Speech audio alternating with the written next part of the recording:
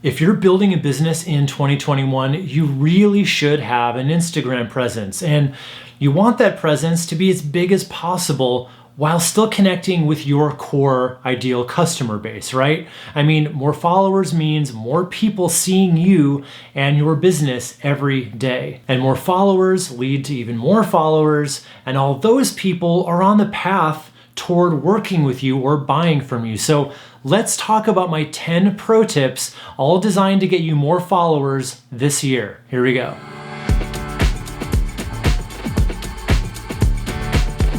Instagram is pretty powerful, right? More followers on Instagram plus the right content that you're putting in front of them is gonna lead to more trust built up and then more sales right behind that. So this here is the stuff that I've been doing myself for the past few months.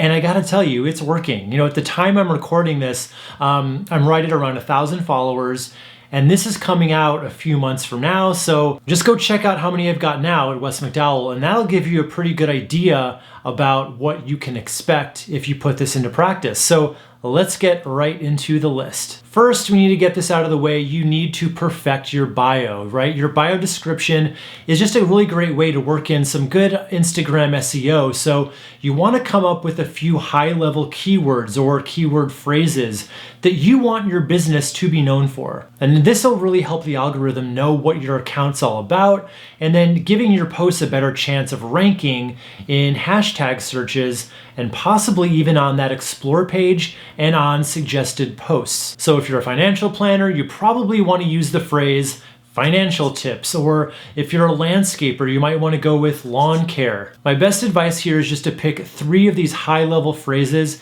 and then work them in naturally or with emojis as bullets right there in your bio. Okay, so once your bio is taken care of and optimized, you need to start thinking about what types of content you're going to be posting. So it really helps to think of this in advance so that you're not stuck thinking of ideas later. That's like the last thing you want to be thinking of when you're trying to do other stuff. So ideally, you want to nail down 3 to 5 different types of content that you're going to become known for, and then just cycle between them. And these can be things like quotes, short how-to videos, posts where maybe you answer a question from a follower, before and after photos, inspirational posts, or more personal or behind the scenes photos. So for me, I've chosen to post about new podcast episodes, personal lifestyle photos of me with a caption that's designed to be a bit more personal, and then I repurpose my YouTube videos for IGTV. And sure, I'll throw in some more spontaneous posts here and there,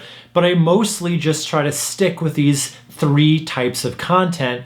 And I do think that between those 3 types, it's a good mixture of some good solid content and stuff that's designed to be a bit more personal. And that brings us right into my next tip, which is you want that mixture of branded personal content and stuff that's more universally shareable. So of course it's important. You always want to brand yourself and your business on social media. So you definitely want to include a lot of that kind of content. What I would call business personal. It's not quite what I would share if it was just my close friends looking at it, but it also gives more of a glimpse into who I am as a business owner and coach. Now, this is really important for growth because you're essentially hooking people in with your helpful content.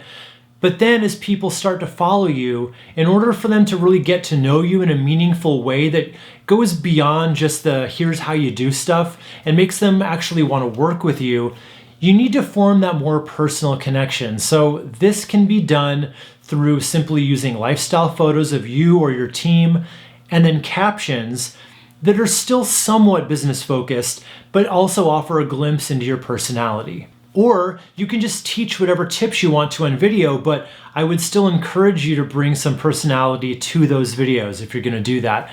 You don't need to talk about your kids or your home life necessarily, unless that is your brand, but you definitely should try to be engaging.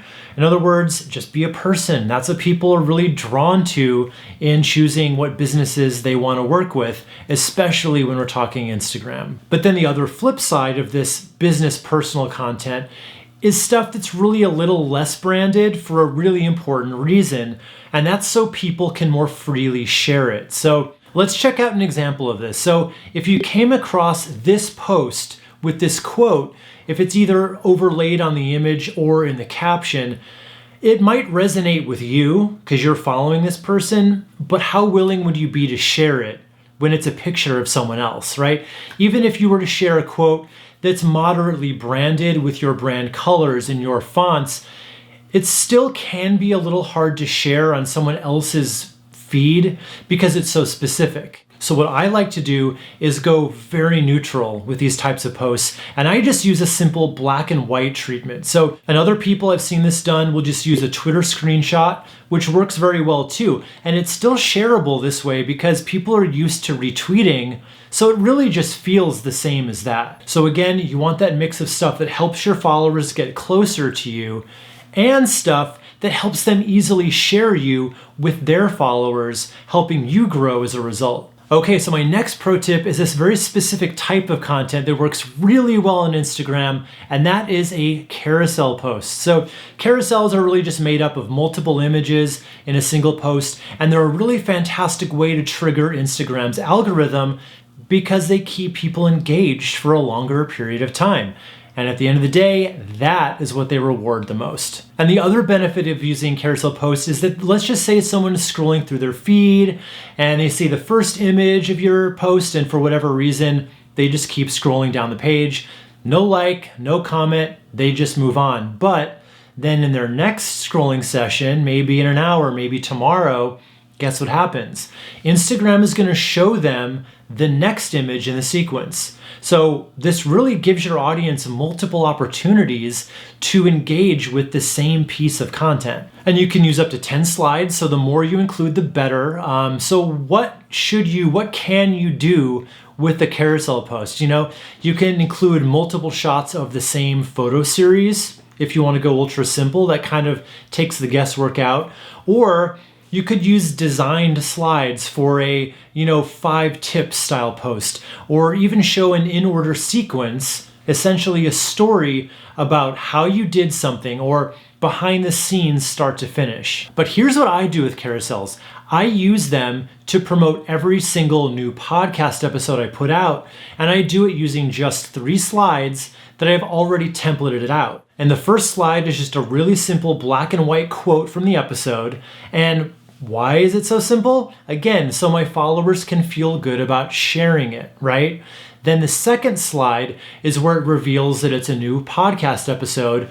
And then the final slide after that, it tells them where they can go to listen. So with this style of post, I'm essentially sharing 2 different types of content, each designed to appeal to different types of people. And it's meant to trigger 2 different actions: sharing with that first slide, and then actually going through and listening with the second and third slide.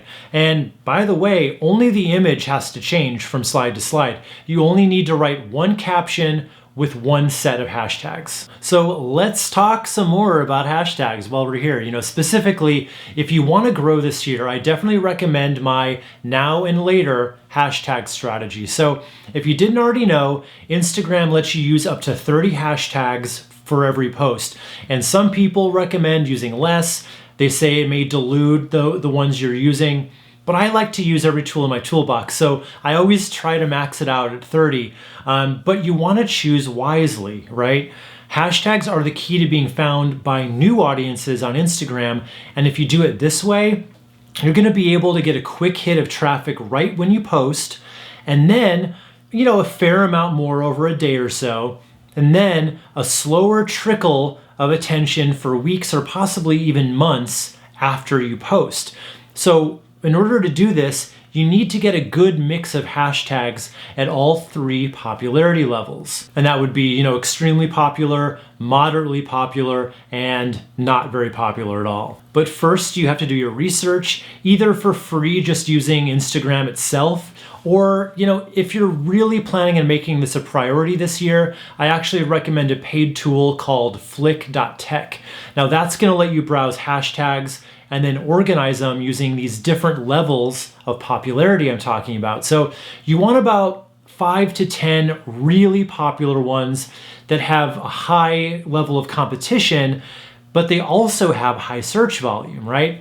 So what happens is you might be found in the really recent posts for just a few seconds after posting it, which is good enough for some really quick out of the gate traction. You're gonna really quickly get pushed down, after a few seconds, and honestly, you may not even get in there at all on every post, and that's okay. It's still worth trying for, and then you want to go for 10 to 20 moderately popular hashtags that definitely get a bit less search volume, but you'll have a much better chance of being found for these moderately popular ones for a longer period of time.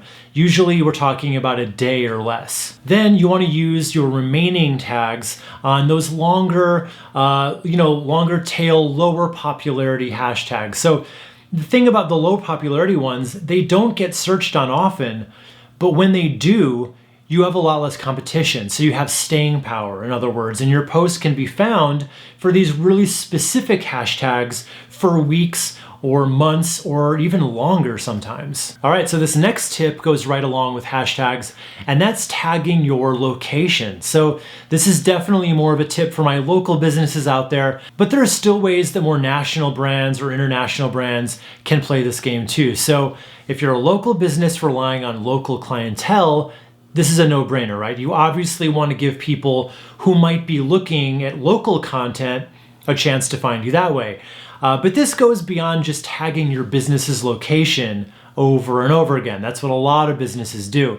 What you want to do instead is include images taken in different places within your community, within your service area. Specifically, I want you to start thinking about what are those Instagrammable locations near you? What are the landmarks? What are the murals that people constantly post in front of? So go to as many of these places as you can, tag them, and then use the caption to touch on what you can actually do for people, and bonus points if you can somehow tie in the photo, the location with that. It's really pretty simple and you don't have to overthink it. And if you're not a local business, you can definitely do the same thing here whenever you travel.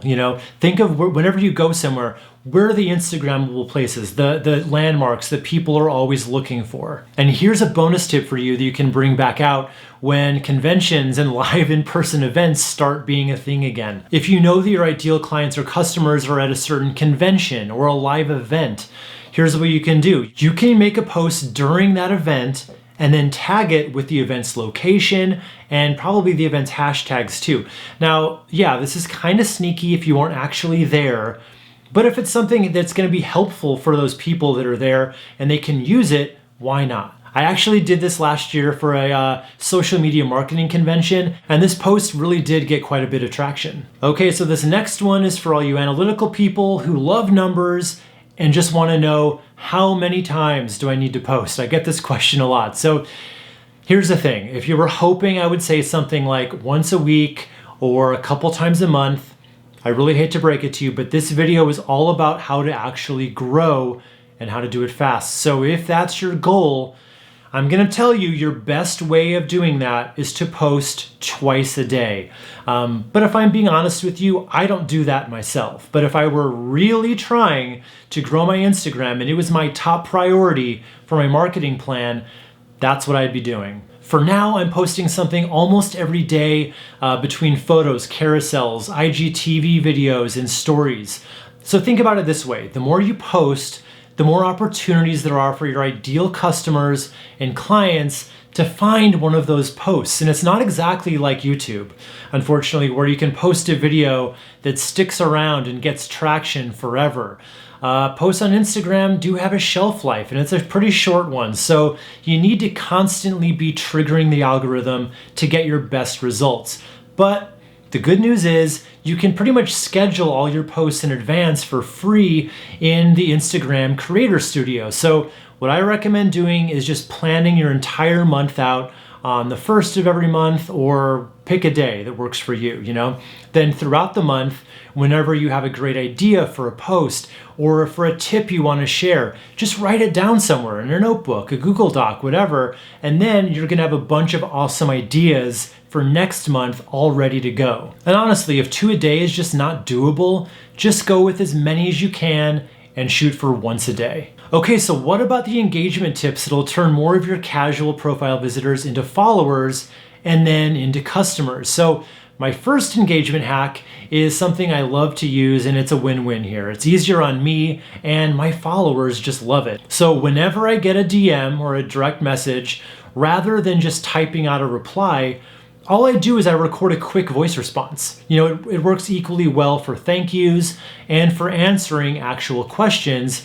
And it's just easier to do than typing out a long-winded answer, manually. And I gotta say, I constantly get replies from people saying that they loved the personal touch. So this is the kind of thing that'll not only get you more followers, but more hardcore true fans as a business, because it feels so personal. And that's really the end game here, right? And another way to really engage people and keep them on Instagram longer, which remember is what Instagram rewards the most, is just to always be asking, right? Questions are huge when you're trying to further those conversations and build those relationships. And Instagram makes it really easy to ask questions in a bunch of different ways. So you can use story polls and question stickers. And honestly, don't even think too much about it. These questions do not have to be super thought-provoking.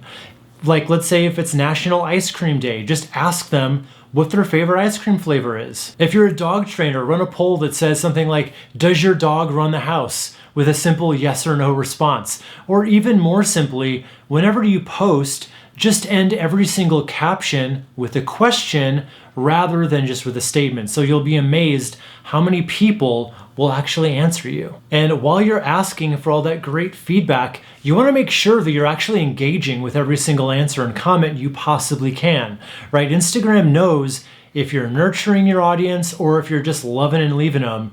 And guess which of those they like to reward more, right? You definitely don't want to leave your audience hanging. So set aside a few minutes every single day just to respond to comments, leave hearts. And then when people answer those question stickers or the story polls, you want to answer back. You want to give a response to those answers. And when you get to a point where you're getting lots of comments and it starts feeling like too much to keep up with, you can always use their text replacement feature, which lets you use little keyword shortcuts just to automatically type out basically canned responses that are much longer, and you set these up in advance, and then you set just like a letter or a few letters that stand for that longer response. And this works really great for common questions you get all the time, or just general thank you responses, right? Instagram can really be a great tool for business, but only if you play by their rules.